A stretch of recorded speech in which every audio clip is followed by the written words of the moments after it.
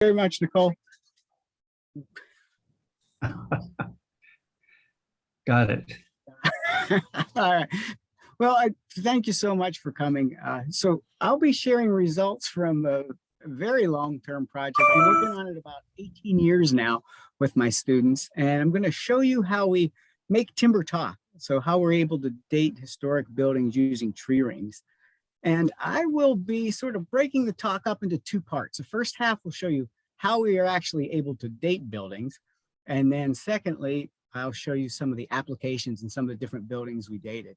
It's an honor to be here with you here tonight, and it's definitely an honor to see a lot of my old students in attendance. That's fantastic. I didn't know any of you had one more Rubino lecture in you, but thank goodness you do. It's wonderful to see you, and thank you so much. So we are going to begin with a very brief lesson of everyone's favorite topic, botany. So we all know in temperate regions like southern Indiana that every year a tree is going to lay down a tree ring or a layer of wood around its circumference. So if we were to take a stem and cut it off after 1 year of growth, we'd see something like this, where there'd be one layer of wood, that's the green here, and then some odd cells in the center we call pith. Now each year the tree is going to continuously add a ring, and each of these rings are added to the outside of the stem. So you can imagine this is where our bark would be outside our fourth ring. And so our oldest ring is always going to be in the center, and our youngest or most recently formed will be out here towards the edge. So we'll graduate from cartoon tree rings and we'll look at some real tree rings. Now this is a stump from a white oak tree that's been polished. And in here you could see 23 years of growth. And hopefully you can see sort of a pattern of light, dark, light, dark, light, dark. Those are actually the individual tree rings. So you can see we get this repeating pattern that helps us to identify the individual increments of growth. So if we zoom in on a portion of this, we can see a very interesting sort of layout of anatomy here. So let's just focus here on what I'm calling ring 1775. You can see these big straw type vessels. So this is what really helps to pull the water up the roots to the leaves of the tree.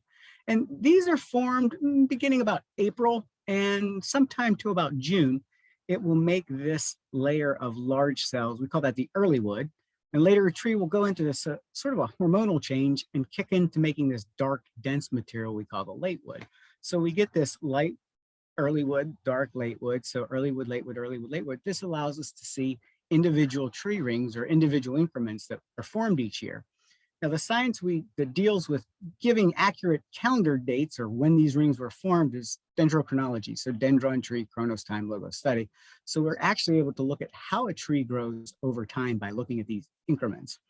Now tree ring science is used to answer all sorts of different questions. When were floods happening? How often were droughts? How severe were droughts? When were insects taking over an area and really defoliating trees? But the subfield we're going to be interested in today is dendroarchaeology. So what we're going to do is we're going to take tree ring science and sort of try and answer questions about when wood was cut, modified, and used in construction. For us, we'll be focusing on buildings today. People use dendroarchaeology to date picture frames, panels that paintings are made on. So all sorts of different applications for dendroarchaeology. Now, if you take a look at the rings, you'll notice each one I have identified, they're all a different width. This variation or annual variability is what makes dating buildings and dating structures with tree rings possible. In a given year, the width of a particular tree ring is dependent on many different factors, but one of the most common is moisture. It has a very big impact on how well a tree will grow. So in years where it's very droughty, very hot, we'll have a very small ring. In years where there's lots of precipitation, it's not too hot, we'll make a larger ring. So this is good because what happens is the climate more or less imparts a common signal to all the trees throughout an area. So in other words, all trees in 1774 would have had a rough time of it because they all had poor growing conditions. Whereas in this big ring in 1775, everyone would have done well too. So we get this common signal where we see these patterns of large and small rings. Ultimately, we're going to use that pattern to date some buildings. So Structural dating requires us to make timber talk. We need to read the growth patterns in trees. And we do that by looking at sort of the patterns of the widths and when we see small rings, when we see large rings. And I'll explain that here in a minute. But dating does have its problems. There's lots of things that sort of need to happen in order for us to make accurate date assignments. So a lot of times we can't really rely on interviews or historic documents. It's not that anyone ever wants to mislead you, but we have found that barns are a lot like fish. Every time you tell the story, the fish gets 2 inches bigger. Every time you talk about great grandpa's barn, it gets 10 years older. So again, we're trying to put exact years on tree rings. So we have to sort of shy away from some of those interviews. We also know these buildings, they're pushing 200 years old. So repairs and renovations are very common. Families grow, homes need to have new rooms added, barns get damaged in storms, we need new roofs. So we might not even have timber all of the same age in a particular building. So that's a little problematic. And we also need to have bark or wane present. And bark or wane helps us to actually identify when a tree was harvested or killed and put into service as a timber in a building. So if we take a look here, there's a cross section of a white oak floor joist. You can see here in the center would be 1694, there's our pith. And so the younger rings are towards the outside. And we were very lucky with this sample. What you see out here is actually bark. And we were able to date the ring directly adjacent to that bark, which was 1831. So we knew this tree was cut down in 1831. That was the last year it was alive. So when we go throughout a building and find a lot of timbers, all with the same death date, we can infer this is probably when that building was constructed. So having bark is an excellent opportunity to find out when a tree was cut and used for timber. Likewise, we can also look for what we call wane.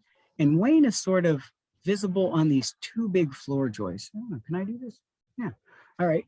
And what wane is sort of an outer surface that's unbroken. It doesn't have any tool marks or anything. And it's more or less just the bark either fell off over time or it was purposely removed. So if we have a lot of wane like this nice curved edge, we can come up with a death date or a harvest date of that timber also. Where we get into a little bit of trouble is like things with this post. And I'll show you what I mean here.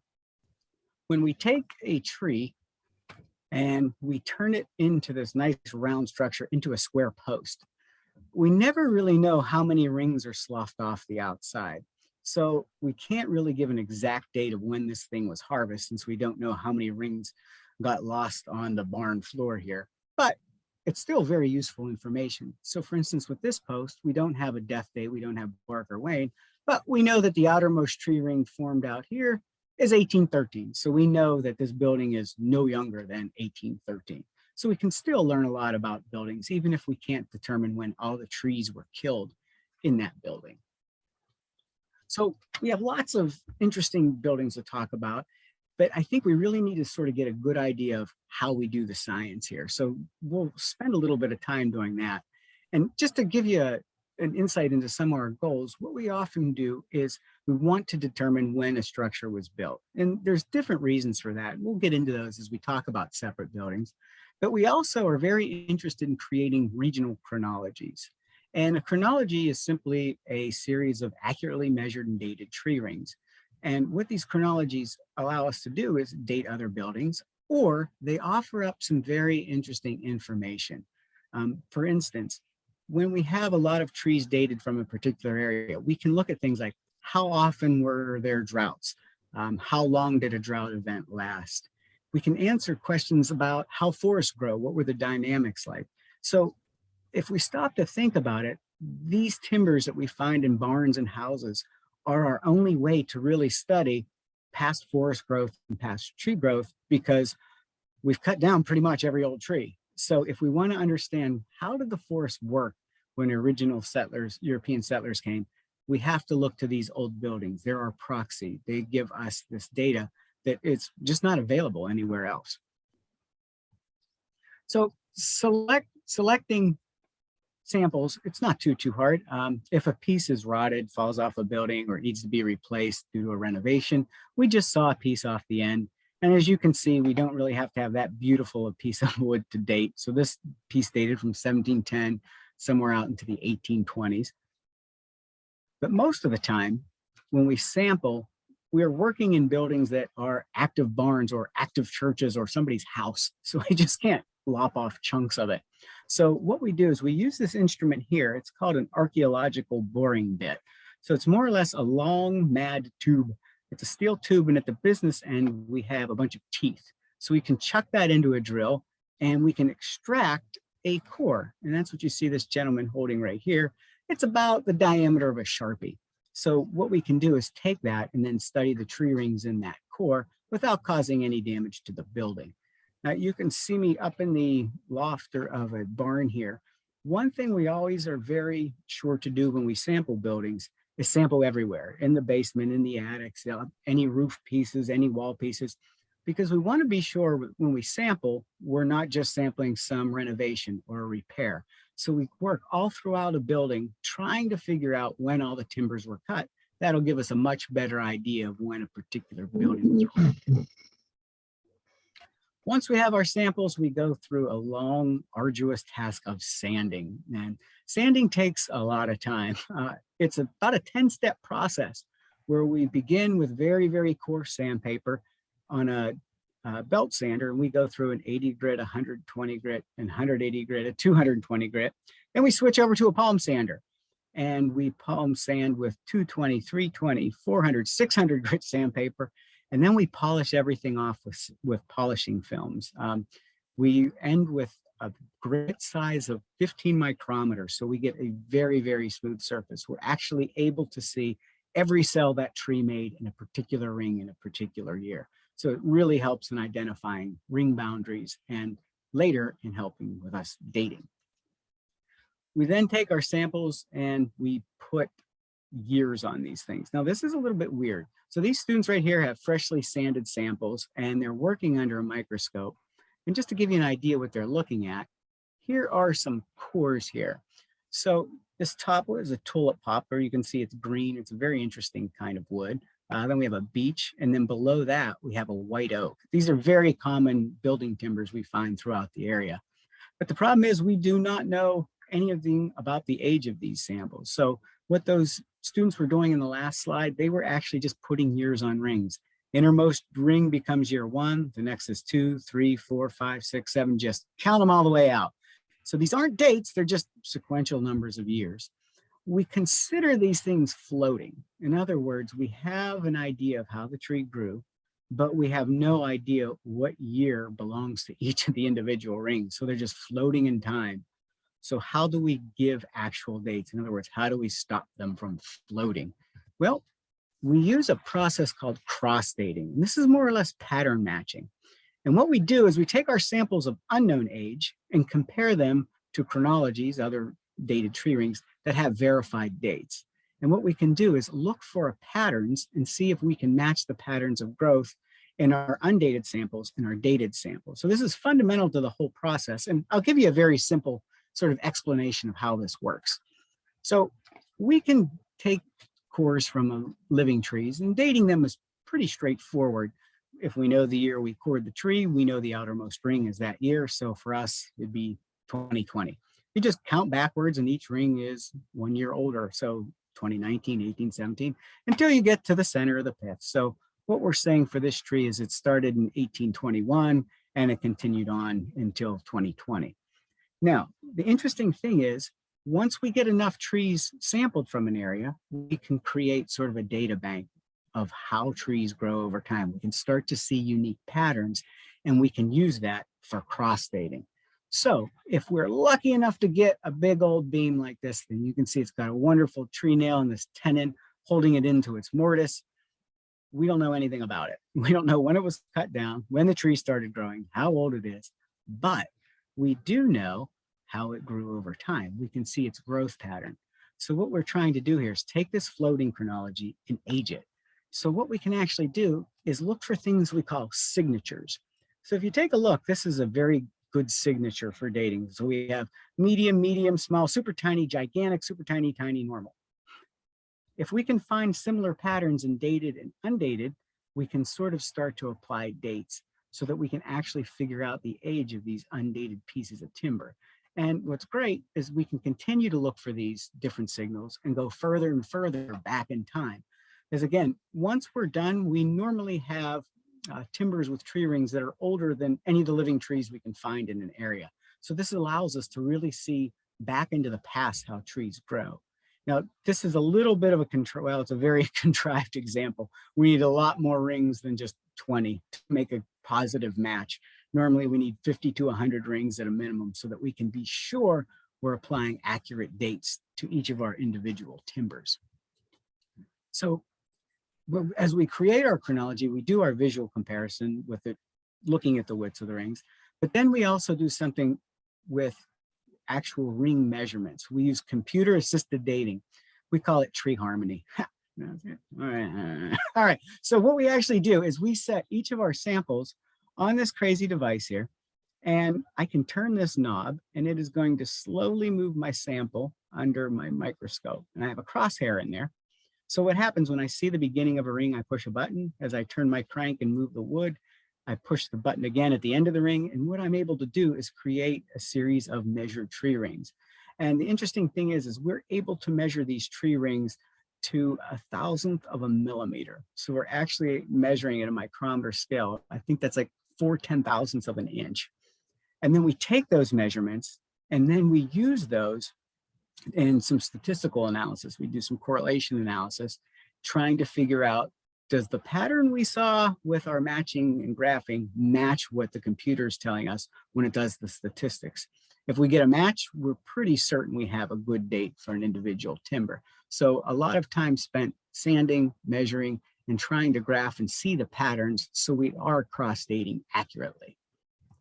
So when I began this in about 18 or 19 years ago, here we are in Hanover, I was kind of in a black hole here. These dots represent forests where some people have performed some tree ring dating in the past, but we're more or less in an area where very, very little was known. So it took about 2 years, but we were finally able to figure out how oak trees grow in this region by looking at how oak trees grew all around it.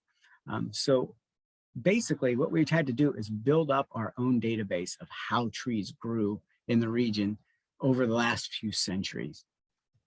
And that was sort of the basics of sort of how we do this. So let's get into some application here and what we've done. So we're dated well over 200 regional structures now, houses, churches, barns. We'll date anything. Any old building will do. Lincoln didn't have to sleep there. Washington didn't have to pee there. We want to look at the samples. We want to look at how these trees grow, because this is our repository of past forest growth. So all sorts of different buildings. We even dated a brothel. We don't judge, we just date. But let's take a look at some of the different buildings we've seen over the years. First off, a Hanover Log House. This was the first building I ever attempted. And unfortunately, I don't even have a picture of this thing built. As you can see, here's the foundation in the background. This building was just being torn down. And I begged some timbers off of the guy who was tearing it down. And here's one of them beautiful floor joists. But to give you sort of an idea of where this building is, here's campus here. So here's Theta, Horner's over here. So we're about 3 blocks up where Main and Main Cross intersect. For reference, here's where the laundromat is now. But looking at it now, you tore down an old building to put up a parking lot. Unfortunately, the building couldn't be insured anymore. They had to tear it down. But this was our first attempt at trying to date a building.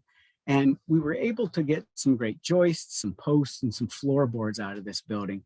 And actually, we were successful. It was fantastic. So you've seen a picture of this before. This was actually a floor joist dating back from 1694, cut in 1831. And we found several other timbers from the building cut in 1831. So we have a pretty good idea that that structure was built in 1831. So our first try was pretty successful. We were pretty happy with that. And then we moved on to the Presbyterian Church. So this is a great example of more or less riding high in April and shot down in May. one of the professors here knew what I was trying to do, and he was a member of the congregation at the local Presbyterian Church a few blocks off the campus. And he said, why don't you try looking at the timbers over at the church? They're old, and the church we know was built sometime in the 1830s with some help from Hanover students. So I thought, wow, this is perfect. So we went and we found these great big beams. There's one here. I'm taking a core out of another one here. So these were used to sort of hold up these individual floor joists. And so I went ahead and took some samples, brought them back to the lab, sanded them up, made some graphs, did my measurements, and I found that these were the dates of each of the 3 different timbers I found. I thought, well, maybe I need to try this again. I resanded everything, remeasured everything, regraphed everything, got these dates again. And I thought, oh, geez. I mean, this is not possible if we know this is an 1830s church. I mean, I don't know a lot about Presbyterians, but time travel is probably not their thing to bring timber back in time to build a church. So I was really stuck here. So I thought, well, one more time. After a third time, same dates again. No way, no bark. All I could do is figure out these trees were cut sometime in the late 1890s. And so another professor who belongs to the church said, hey, I hear you're working on that. How did that go? And I said, absolutely horrible. I said, I keep coming up with pieces of wood that had to have been dated or cut down way later than the 1830s, sometime probably before the turn of the century. And he looked at me odd and said, well, yeah. And I said, what are you talking about? This is from the 1830s. He said, well, didn't anyone tell you the floor failed and they replaced it in the 1890s? I said, nope, no one told me that. But so blind squirrel found a nut on this one. I guess the science actually worked. So we did this correctly. We were actually able to find the actual dates, and we weren't sort of swayed by this early 1830s date. So from there, we decided, let's keep on dating. It seems like we've got a good pattern to match down here in southern Indiana. And so this is just a perfect Hanover story. And we're going to talk about Preston Wiley's house. Now, you all know Wiley, but you're probably more familiar with Harvey Wiley. Preston was his uncle, and this is not a Wiley. This is Stan Totten. He's a retired geologist. He's a wonderful man who loves to learn about the history of Hanover, and he loves to learn about the sciences in Wiley. So Stan convinced me that he thought he found Preston Wiley's house on a map in the middle of the woods. And I said, well, okay, let's give it a try. So I don't know, it's like the beginning of a bad joke. A botanist and a geologist walk into the woods with a wheelbarrow. We loaded all of our sampling material on this wheelbarrow, got into the forest, and rising up like Pompeii, we found this in the middle of the forest. Very interesting looking house. It failed pretty miserably, just neglect over time. It had a lot of interesting characteristics going for it. Even had the kitchen sink, but it didn't sort of have a lot of good usable timber for dating. What we were able to do, though, was pull a couple oak joists out of it. And what we found were some samples. They didn't have bark or wane, but we had outermost rings here in the mid 1820s. So that actually put this building in about the time frame where it most likely was Preston Wiley's house. If that's the case, Harvey Wiley was actually born in this house. So a pretty interesting part of Hanover history, I think. So couldn't exactly date it, but we were able to sort of give more evidence that this is most likely the house that we found out in the woods. Now, this might be one of the most amazing buildings I've ever been in. This is located in Kent, maybe 10 miles west of campus. It's a completely built stone barn. It's just absolutely amazing. When you walk into this thing, it's kind of like walking into a church. It's just quiet with these big, beautiful, massive beams all throughout it. Here's the basement of it. Here is sort of the first floor. You can see all sorts of big, large timbers. And this was one of the very early buildings we did. It was actually the second barn we did. And embarrassingly, this was the second barn I'd have ever been in. I'd never was in a barn until I dated one. And I'm from the suburbs of Pittsburgh. But anyhow, we were able to really find some great information here. We determined that this thing was built in 1856, and that sort of jibed with some of the historical documents surrounding this building. But what was absolutely amazing was sort of how it was built, not just the stonework, but all of the carpentry we see here. I mean, I was in 2 barns, so I pretty much knew everything about them by then. So I thought I'll go and see how they did all their joinery and such. Well, use of great big wooden pegs to hold everything together. And the barn measures about 64 feet by 64 feet. And I thought, well, let's see how they joined the timbers together to sort of span 64 feet. And I took my little flashlight and walked along every beam. There's not a single splice in one of those timbers. These timbers are 64 foot long and about 10 to 12 inches square. I mean, they just don't grow trees like that anymore. This was absolutely amazing to see this many enormous white oak trees used in construction. It's just fascinating to find. But what was really great was if you look back here in the basement, you can see there's a window and there was a sill, and you can see it's a little eroded there. Well, the sill had failed and fell into my truck. So what we were actually able to do is date this thing. It was sort of ravaged by a bunch of carpenter ants, but we were able to actually date using the patterns in the wood. And we got back to 1589. So this was our first foray with the 1500s. It's very, very exciting. We were now looking at wood older in Indiana than anyone had ever dated before, using all these old barns. So it was absolutely wonderful just to see something like this and to pull such a, I don't know, modest piece of wood out of a building and understand how things were built and how trees were growing 500 years ago. Now, this barn might be familiar to a few folks in the audience here. This is the Levitt barn in Columbus, Indiana, Mark Maribeth's barn. We went up and dated this a few years ago. Beautiful stone foundation, timber framed. I'm up in the roof tape taking some samples. But what was really great about this barn was its basement. As you can see, here we are in the basement. It's a little bit dark, but you can see these are actual entire trees full of bark used as the actual floor joist to hold the floor up. This is sampling gold. This is sort of what we always hope for, because we can actually date the death of every one of these logs because we have bark. It's escaping me, I believe 1850 or 1849 was the construction date of this barn, but this was wonderful to sort of go north into Columbus and get some samples that weren't just right here in our backyard in Jefferson County. But what's also nice about this work is we really get to understand a lot about the history of the area. So we're over here in Vincennes, and here's just the standard marker sign here. In July, the western part of the territory became Indiana Territory. It covered land that would include Indiana. And since President John Adams appointed William Henry Harrison as the first territorial governor. So he said, well, you're going to go be my governor, Willie. You're going to live in this dump. This is absolutely beautiful, beautiful home. It's called Grouseland.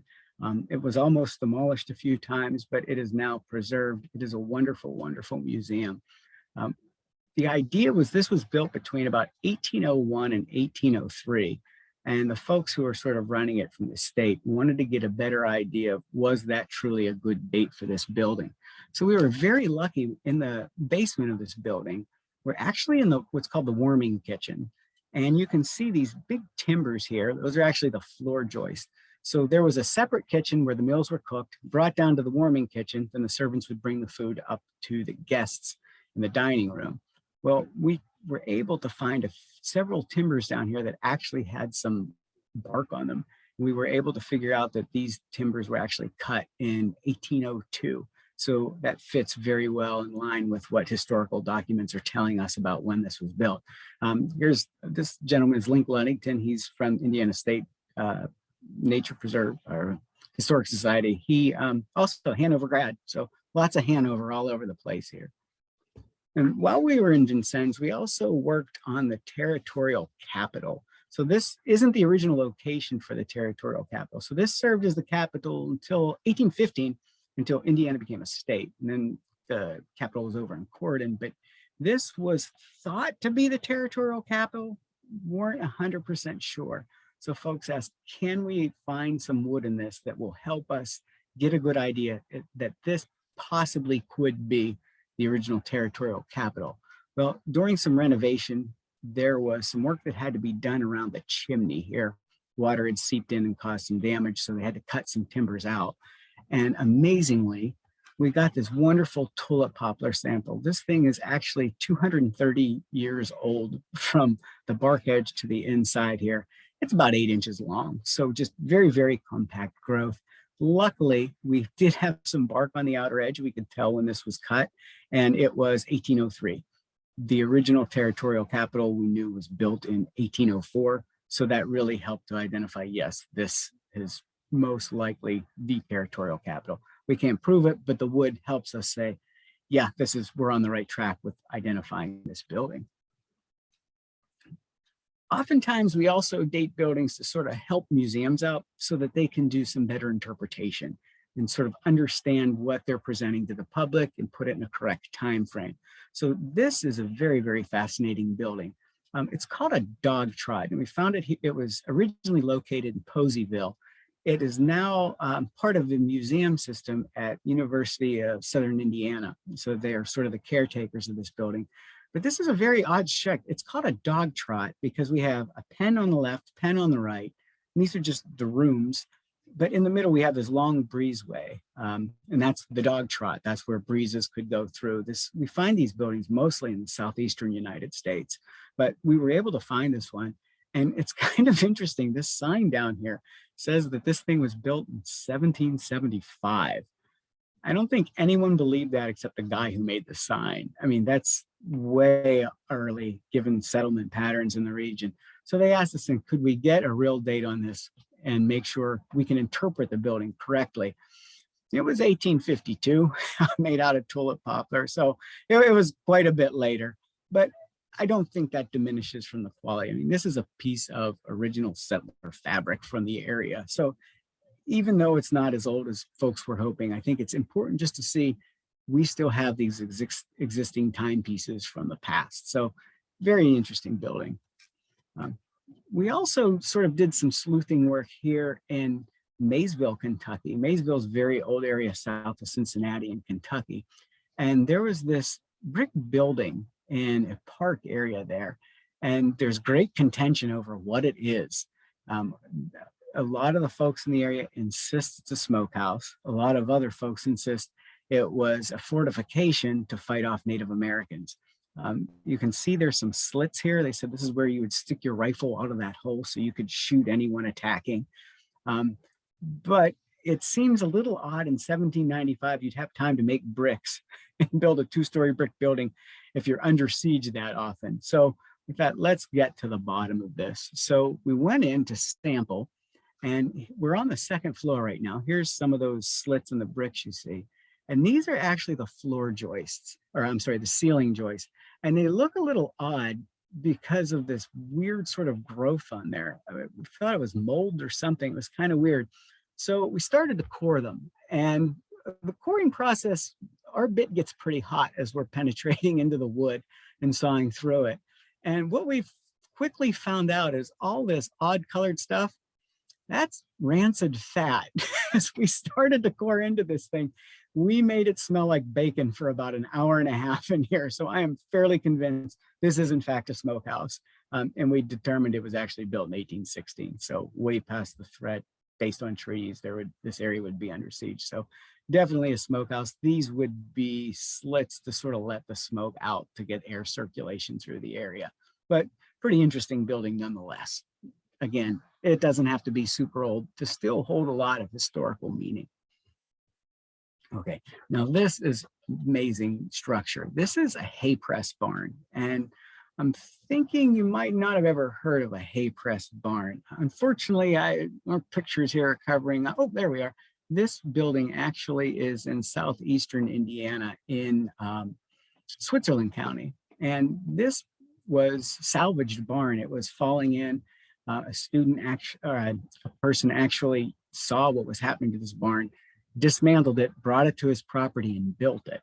So what makes a hay press barn a hay press barn? Well, this is kind of an interesting deal here. This contraption is a hay press. This was patented in the 1840s, I believe. And what it is it's a contraption that is used to press hay.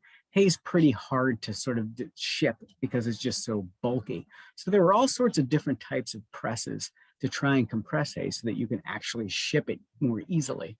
And I drew this red line in here. So this is the drawing from the original patent. yeah, 1847, I believe it was. So this red line would be the main floor of the barn. This is where you would stand if you're walking in the barn. This part of the press is underneath in the basement of the barn.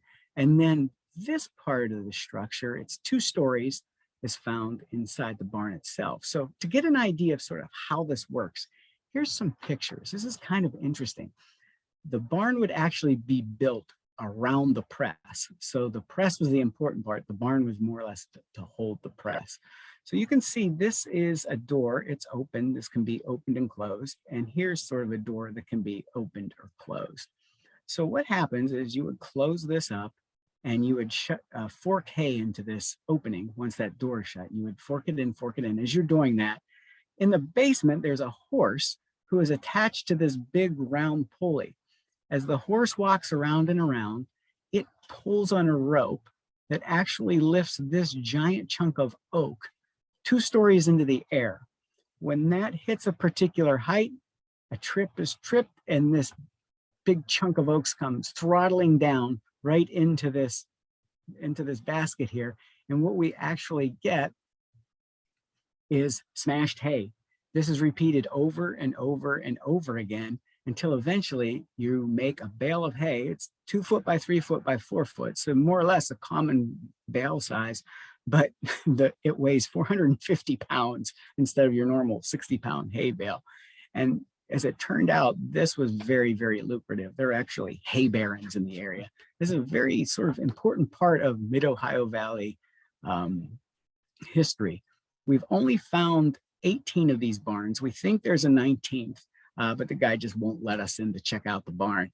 But this hay would actually be stuck on flatboats, taken down the Ohio. So we find these just along the Ohio River counties, taken down the Mississippi. From New Orleans, they would be steamed up the East Coast and take to feed horses in Boston and Philadelphia. So our Hoosier hay actually fed East Coast horses. I think that's just absolutely amazing to see how this all works.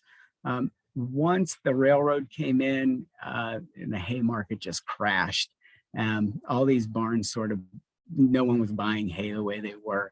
So most of these barns just got converted into tobacco barns, more or less, but there are still some available. You can still visit some of them.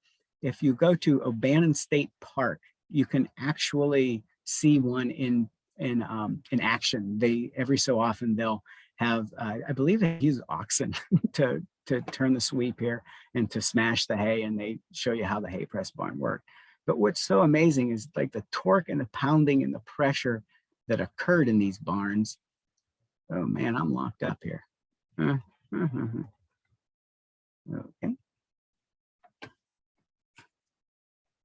So this is great. Yeah, these barns are really cool. Oh, there we go. Okay.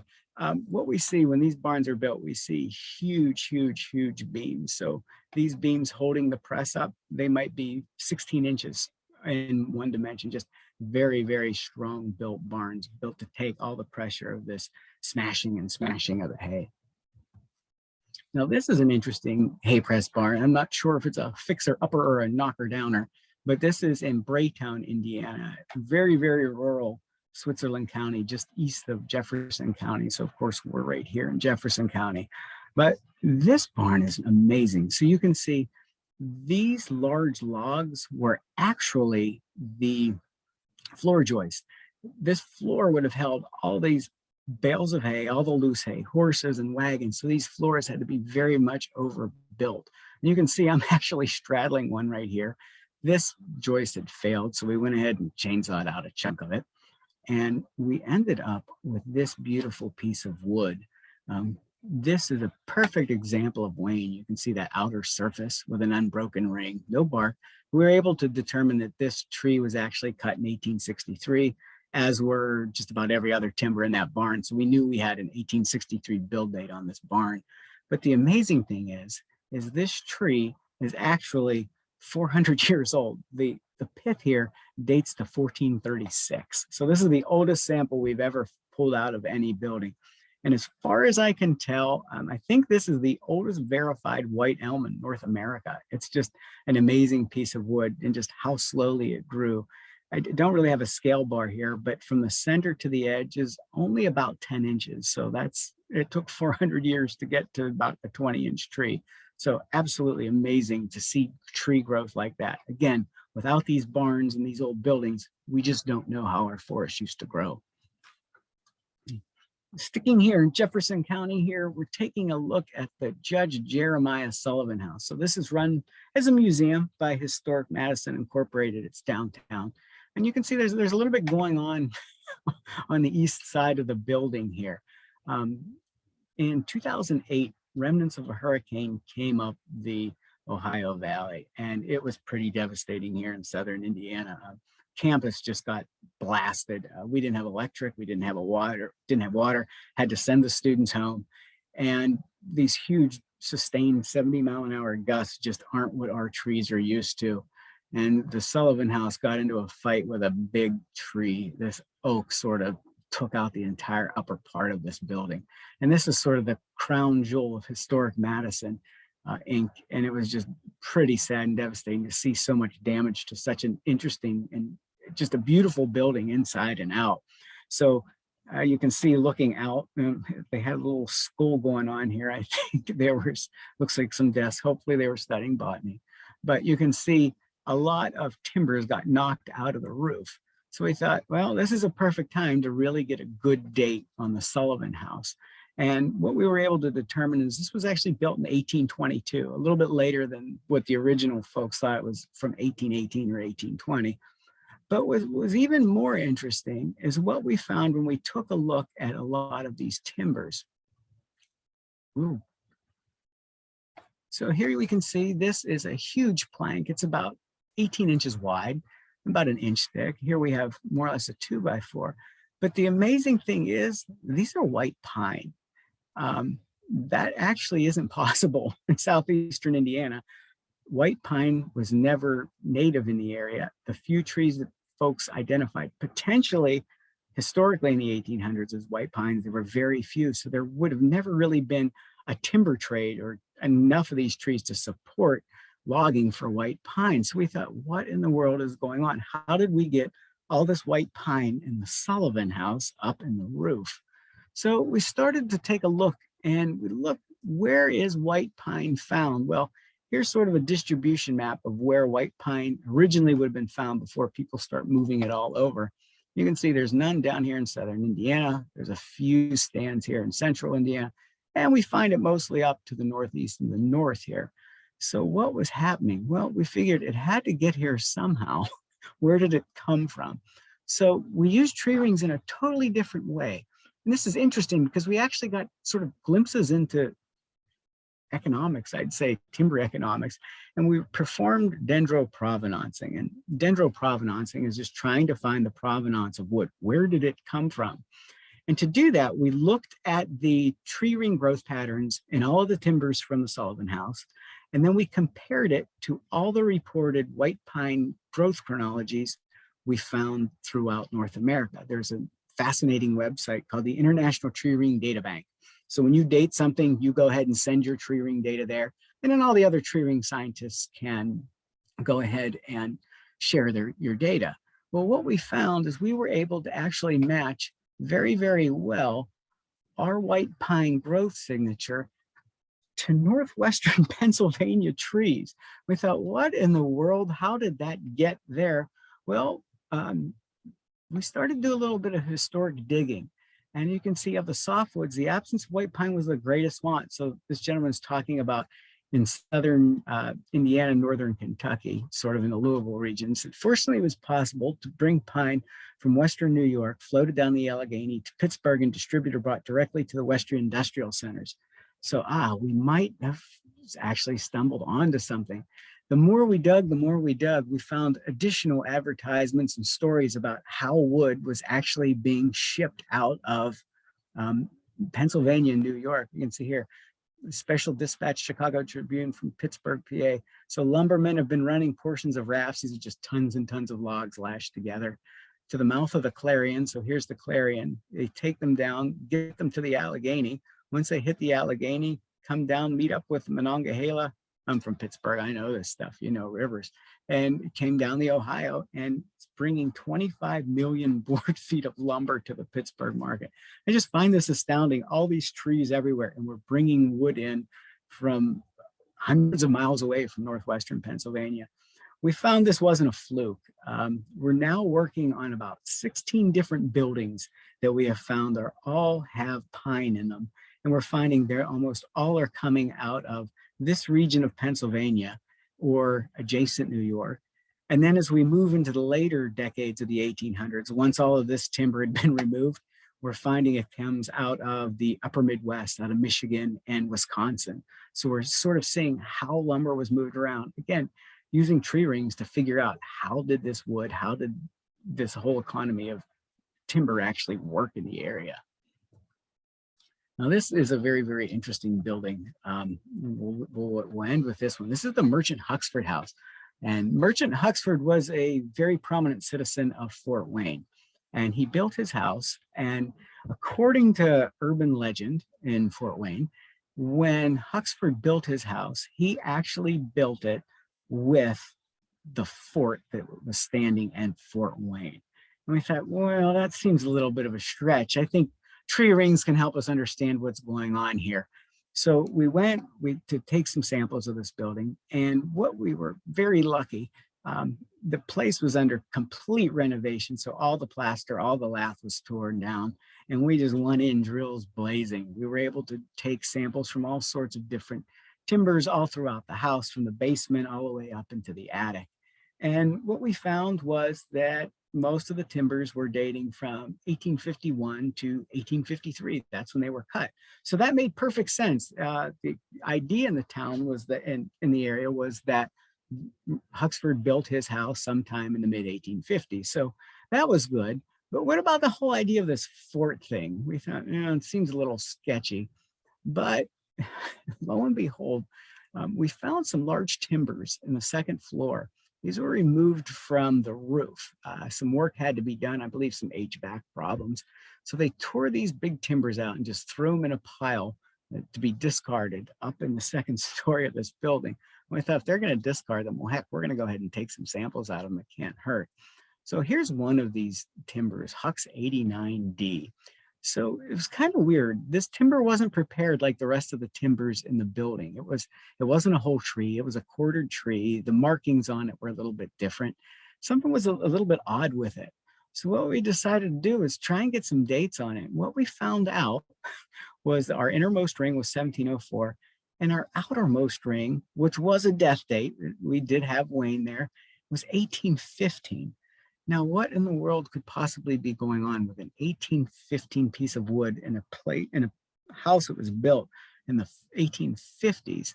Well, it turns out that maybe this whole idea of Fort Wood is not completely out of the picture. We know the building started in 51, finished in about 53. We found this image. Charles Stevens took this image in the fall of 1852. Here we see a building being dismantled. This isn't the fort itself. It was one of the buildings sort of on the fort campus, a support building, they call it. And you can start to see some timbers here. The original fort was left in 1819, but we know it was built in 1816. So this whole 1816, 1815 thing kind of seems real to us. This building had to be torn down because it was starting to house undesirables. We don't know what that meant, but they wanted, I guess, squatters to get out of this building. So they started to take it down. Now, here's the interesting part. Here's a layout of the actual fort at Fort Wayne. Here's some of the supporting buildings. And Huxford's house would be to the south of the fort here, only about 450 yards. So could we, in fact, actually have pieces of the fort? I think we might. If we take a look at this building right here, this was called the Indian Agency. So this is a really odd blueprint where the houses were actually flipped. So you see the face of each, or the front facade of each building sort of laid out instead of sort of facing across. It's just facing up at you. And what we can see is, looking at Stephen's image here and the Indian Agency house that was being torn down in 1852 and was built in 1816, I actually think there is some truth to this. There is some fort in that old 1853 house. So we're very, very excited. This is great American history, great Hoosier history. It's just very interesting to sort of some of the stories we're able to get into when we start working with tree rings. But many of you might remember this building from your time here. This was a beautiful barn that stood at the corner of 56 and 62 at their intersection just west of campus, where you would take 62 and drive past this if you're going to Clarksville. Here we see it in March. Here it is in May. This is just heartbreaking. These beams are our last remnant of understanding how these old forests that filled the area actually grew, how they worked. This is how we can tell what was climate like in Indiana in the past 500 years. So as these buildings slowly fall down, slowly decay, some are buried, some are burned, we're losing some valuable history. So we've been trying to sample as much and as often as we can. It doesn't matter how important or unimportant a building is. If we can take rings from it, we'll take rings from it. So just some conclusions. We're well over several thousand building timbers. I think we're closing in on about 10,000. Most of our timbers are from ash, beech, white and red oak, and tulip poplar. We really love sampling tulip poplar. It dates extremely well. And I have to show you this piece. We won't talk about the building. It was built in 1836 in Canaan, Indiana. It was a stone house, but this was actually just a wall stud. And it was only about 6 inches wide. And if we take a look at the number of tree rings, we were able to date this from, now this isn't the pith, this is just a chunk of the outside of the wood, dated from 1564 to 1836. So hundreds and decades of wood in 6 inches. We found the mean ring width was 0.5 millimeters. So that's about 2/100ths of an inch was all this tree grew. No one knew that tulip poplar could grow like this. I mean, this is fascinating stuff. We need these buildings. We need to look at this old wood. We actually salvaged this from a burn pile. And this was at one point one of our oldest pieces of wood reaching back into the 1500s. We keep trying to pick up additional species. We're now doing a lot of work with sycamore. The more species we can study, the better we can understand sort of past logging, and we can also better understand past climate, because different species react to climate differently. And we keep trying to build our chronologies. We're trying to spread out geographically, go further and further afield. We want to go extend them or go further and further back in time, and also increase our depth or our sample number, how many samples we have in our actual collection. So with that, I have lots and lots of folks to thank, all the folks who made it possible to sample their buildings. My longtime collaborator, Chris Boss from Ball State. We've been working together for, I think, upwards of 15 years. And many students, many of which these are just the most recent of the students who worked as sort of summer researchers in the research fellows program that we run through the college. So these students were actually paid and did some wonderful research over time. Definitely have to thank Hanover Faculty of Development and the biology department for making this happen. And I also would like to thank you for spending your evening with me learning about tree rings. That's me wishing I was a lab biologist. And if you haven't got your copy, go out and get one today. I'd say buy 5 of them and give them to all of your friends and family. But I'll leave you with our latest project. This was just published last week. This is the Beach Church from Rush County, Indiana. This was a church built in the 1854 by free blacks that left the southern states of Virginia, North Carolina, and settled among the Quakers and created a community centered around this church. So I thank you all very much for your attendance. I hope there's time for questions, and I'd love to take some questions and see some of your faces. So I'm going to stop sharing and turn this back over to Nicole.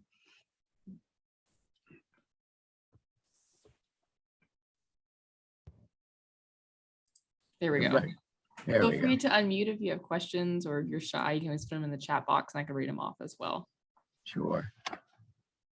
Well, Darrin, I did have a couple of questions. Sure. First of all, to let everybody else know, the oldest tree that you found on the campus at Hanover is how old? Is that an elm? It's a chinkapin oak. And we okay. we actually found it growing off of a ridge over by Dead Man's Falls. Yep. The tree wasn't all that big, but it was growing so close to the edge, it was probably in some very, very thin soil. And there would have been no reason to cut it, because if you cut it, it would have fallen a couple 100 feet into the valley. So they just left it. And the date escapes me. I will email this to you. I believe it was 1756, I believe is the oldest one we found there. But we did find one that dated back into the 1600s, just south of the president's house. There was just one lone tree there. Odd shape at the top.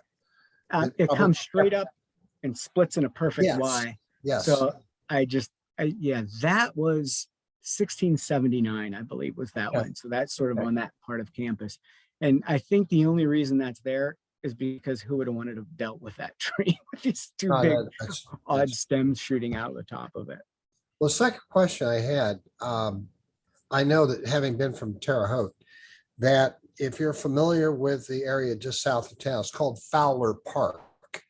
Fowler Park has a large collection of buildings, cabins that have been brought in and are currently on display. Now, some of them are recreations, but some of them are original. And I don't know if you've been up there yet. I've checked it out, and actually one of my colleagues from Indiana State is actually working on those right now. Okay. I have actually shipped him all of my chronologies, so my tree rings, so he can do the cross dating using our stuff from here. So we've known each other for years, so we share information all the time, and he's actually trying to get dates on those right now. Okay. He and his student started last year. The only thing I wish is that I could have gotten you some wood from that chinkapin oak that would have allowed you to get an idea of its age. Unfortunately, that wasn't possible, especially considering the interior was virtually hollow. Yeah, ants love those old trees. Oh my goodness. Well, it was a big one. At one time, it was deemed the largest chinkapin oak in Vigo County. But then a storm took it, straight line winds, and that was it. But I hope the wood is still drying. Oh, absolutely. It's still in paper bags. Okay. I enjoyed it. Thank you very much. It was a fascinating presentation. Thank you very much.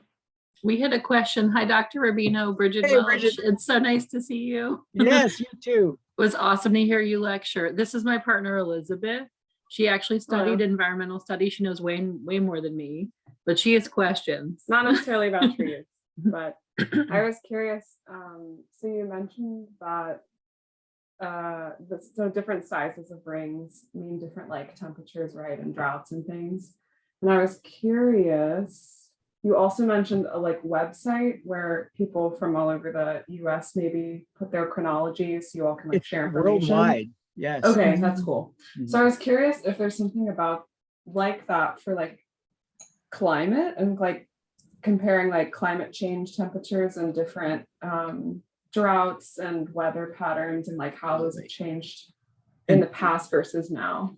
And that's one of the big things that people use that database for, is creating past climate. If you remember back 20 years ago when I started talking, that map with all those green dots that showed where all those different sites were, that actually was part of one gentleman who did this amazing study across entire North America, where he gridded out trees and climate, and he created how often and how severe droughts were over the past so many hundred years. And he actually did that for the entire country and gridded mapped out areas. So he recreated climate, I want to say back to the 1500s, but I'm not exactly sure. But you're exactly right. That's a lot of what we do. But in like all of this that we do to date these buildings only works because of climate. For instance, I know I have to find a small 1803, a small 1816, and a small 1839-41, or I dated it wrong. You start to pick up on the patterns. The amazing thing with 1816, though, has nothing to do with rain.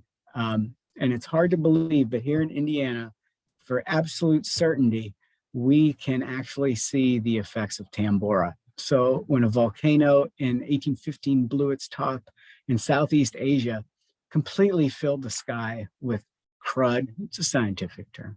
But all of this stuff blocked out the sun. That was the year with no summer.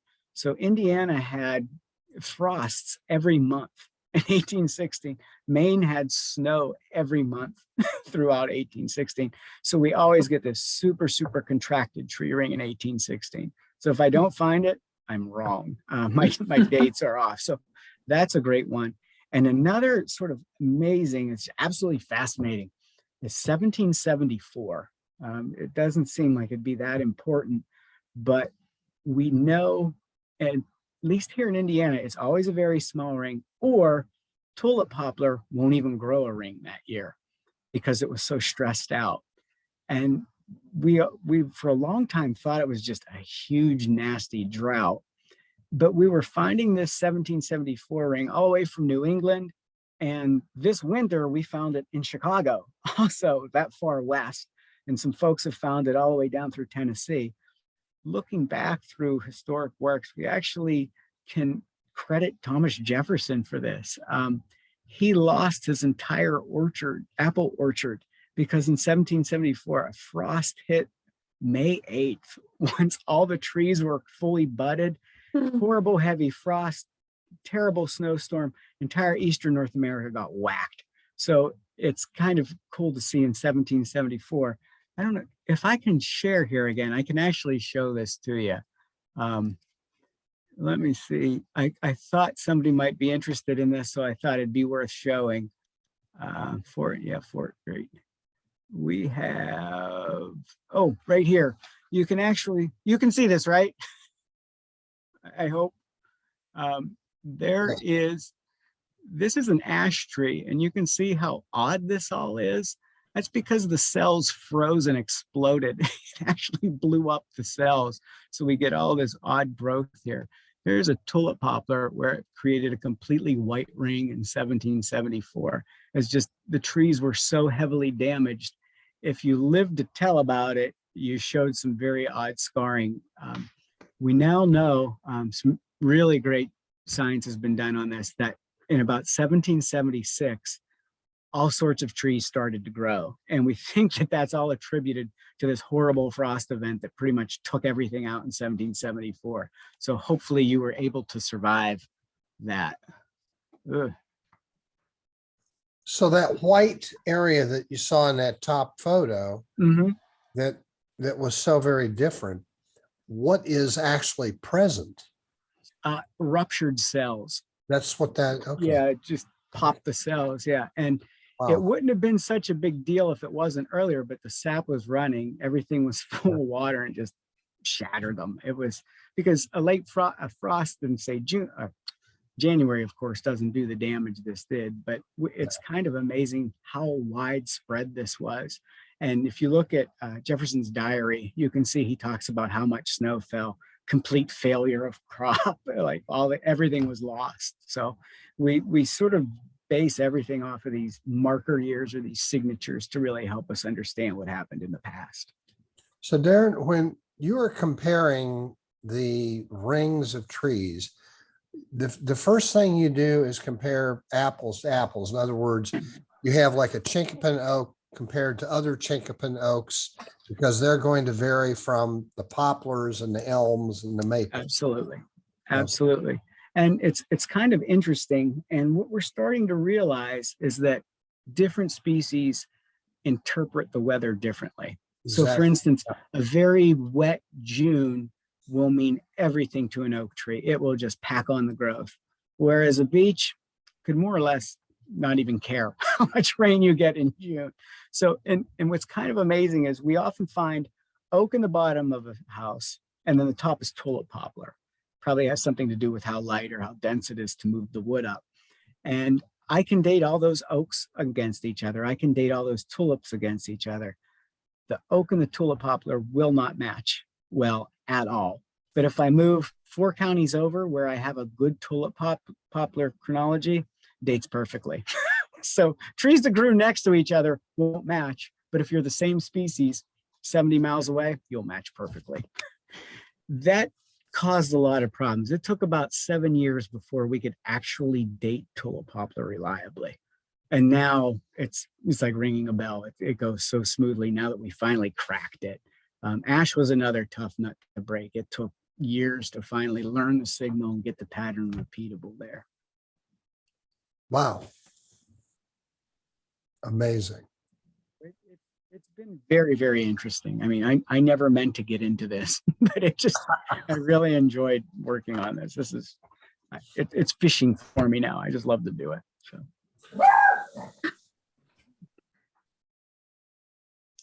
Dr. Rubino, I have a question for you. How you doing? Hi, I'm good. It's been a long time since I've seen you. 2 kids later, and here I am. Well, you just mentioned, I missed the very first part of your presentation because I was putting the kids to bed. But I was curious, how did you get into this? You said you never meant to get into this. It was very much by accident. A lot of You're muted. When I was working on my PhD, I only worked on living trees and did a lot of work with oaks, and I really learned the basics there. But one time I thought, well, I'd like to get into something else. It's a pretty crowded market. It wasn't all that exciting to me anymore. I still enjoyed it, but I was actually driving out of town and drove past this house they were dismantling over by the laundromat at the corner of Main and Main Cross. So it's about 3 blocks from here. And I stopped it. That's back when the red light was a red light. Now it's a blinky light. But I was stuck at a red light and looking over at these timbers. They had pulled all the siding. I thought, oh my gosh, those are oak trees with 1 million rings in them. So I got out, checked it out, and kept going back until I could ask the person tearing it down if I could have some of the wood. And he said, well, I'll give you some. I'm paying the demolishers in wood. There's people like to buy and trade that wood. So he gave me chunks and cutoffs. And that first building worked, and that's how I got started. And so it's been ever since then. It just happened to be, they tore that one building down in Hanover, and I happened to get by at the right time. So it was complete luck. Wow. Yeah, sounds like it. Well, it's seems like it's been a whole career full of fun. So Yes, glad to have you. yes, absolutely, absolutely. Thank you for answering that. Oh, sure. Any other questions? Yeah. Yes, we lost it. Well, you can get back on. Oh, we can hear you. I can hear you. That's okay. You can? Yes. Okay. This is Judy Montgomery. We're in Downers Grove, Illinois. And I was wondering if you were coming up to Morton Arboretum again. Your name came up at a function that we were enjoying. So whenever I'm at the Arboretum, I think of you too. And I wonder if you'll be up again. Definitely. One of my old students works up there now. His partner actually is in charge of, I think you remember this, in charge of the scientific research there at the Morton. And Yes.